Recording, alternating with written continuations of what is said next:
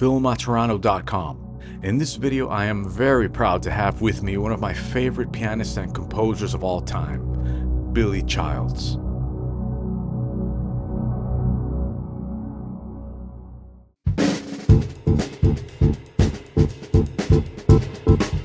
I know that the present is constantly moving, and so therefore the past and the future is constantly moving.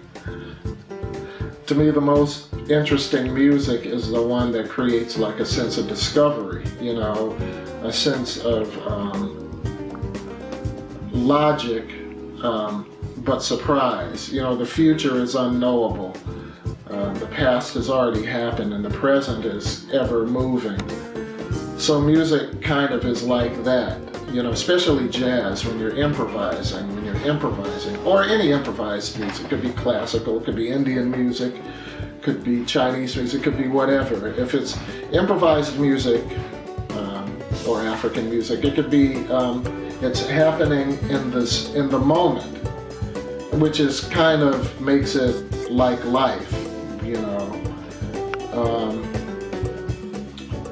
and whatever you play now, it's already past, and you're on to the next thing in the future. So the best improvisers are able to relate what they've already played, what they are going to play, and make all of that work in the present. I think that's what the definition of being present is being able to assess what you've done in the past and being able to kind of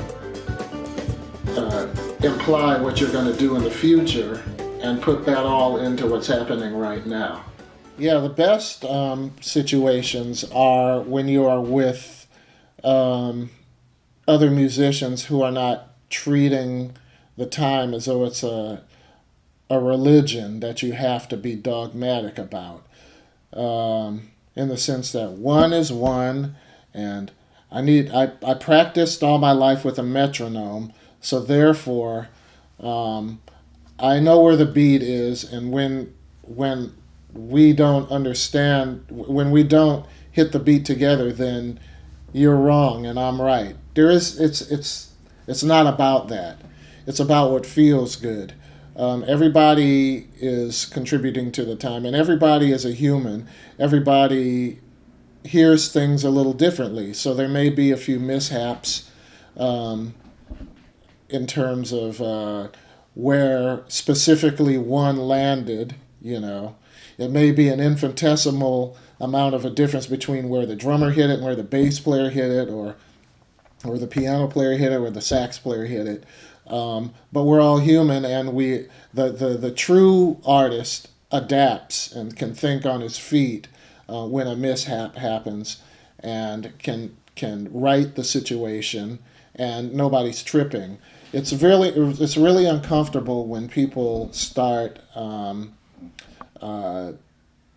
looking at you from the bandstand as though to say, you lost the beat, and therefore you made a mistake. Especially when there are a lot of musicians on a very high level. It's really serious. Silly. It's very silly. It's like arguing about religion. So I think that time is an agreement, and I think it's an agreement between very educated, very skillful musicians. Maybe not educated is the wrong word, but very skillful, very crafted musicians who have a work ethic. I think that's the best case scenario about an argument about time. Just from the physical standpoint, what do you think about working with a metronome? How far can that get you? I think working with a metronome gets you to be able to play some difficult things in context with a pulse.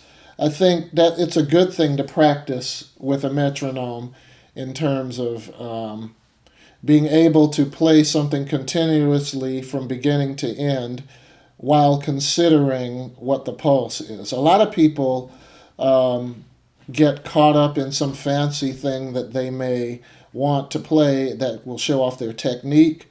But when they do that, they lose all concept of what the pulse is. I've played with a lot of drummers who will do something that is really great for that really is intricate in terms of the sticking that they have to work out. But when they do it, they lose all perspective of where everyone else is going to put the beat, because they've lost the pulse in the excitement of doing their fancy run, and they end up, in a totally alien place. So working with a metronome may be good to straighten some of those things out, but it's not what you should base. It's not what you should base your assumptions about where time should be in a band. It's just a tool to get you to learn how to play complex things with considering where the pulse is, in my opinion. So again, the metronome is a tool. It's a great tool, but you don't want to rely on it completely, because when you do that, I've noticed a lot of people when they're playing, they rely only on the metronome and they become used to it. So if you play with someone else suddenly and their time is bad, you're going to adapt to them. You're so used to going with the metronome, you give up yourself. You have a bass player that speeds up or slows down, you're going to go with him. So you need to be the pillar of each musician needs to be the pillar of time. It's a myth that the job of the drummer is to keep the time. It's everybody's job to keep the time. So to understand this, you need to understand how we process time. Okay?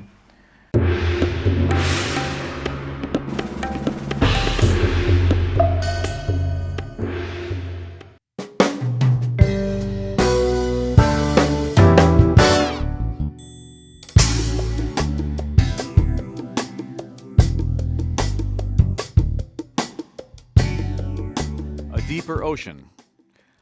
I think ballads are something that really make your time stand out. When you're playing a ballad, there's so much open space. There's so much space between the notes that to have a really strong sense of time helps you with the feel of the song in general. So this tune applies the interclock method, but with a ballad. It's like an R&B ballad. And I love Earth, Wind & Fire ballads, and those ballads just kill me when I hear that stuff. So I kind of tried to write something within that style. Classic 16th note ballady type of feel I really think is very useful for drummers to learn. So I wanted that kind of a vibe for that song, like Earth, Wind & Fire. That 16th note feel that band has, and ballads. It's just beautiful to me. So that's the kind of vibe I went for. And at the same time, there's exercises, of course. The exercises are to feel 16th note at the ballad tempo with backbeats. It's different than feeling it in a medium tempo tune, whatever. So for the ballad, it's really exciting to play that. Lots of fun. So this is what it is. On the hi-hat, 1 E and a 2 E and a 3 E and a 4 E and a, right? 2 and 4 on the snare, and the bass drum is catching all the figures with the bass part.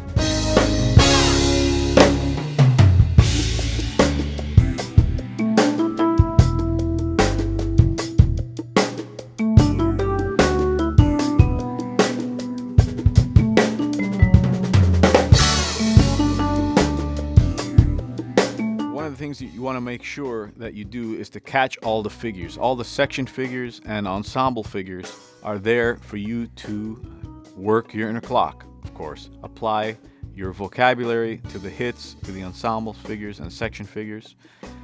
And that's basically it. Okay, let's have a look at the chart now and look at the structure of the tune. At the top you see we have a 2-bar count off. Then we have a figure, a basic figure that you hit And on the fourth bar, you see figures on the top. That is the bass line. All the rhythms on top of the staff are the rhythm of the bass line. That is what you want to follow with your bass drum. This is part of your inner clock studies, hitting section figures with your bass drum, interpreting grooves, and locking in with the track really well.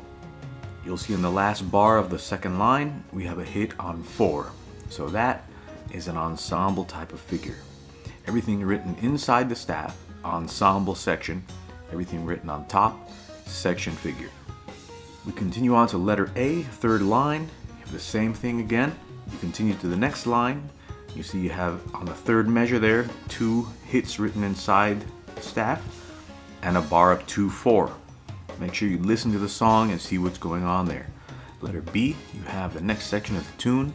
You'll see on the second measure you have a hit on 4, and you basically continue through the chart like that. It's pretty easy.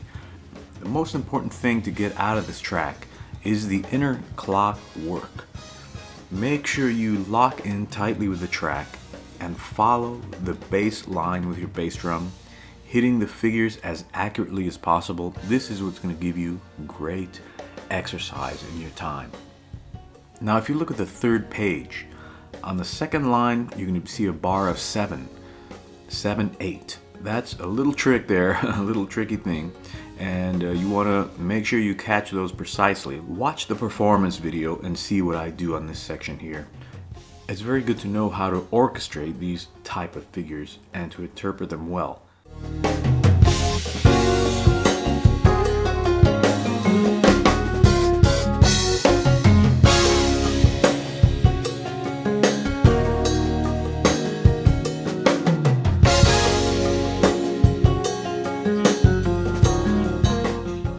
One more look at the ending there. Make sure you get that real tight, and there's a rallentando. It feels really natural, so there's not much to worry about there.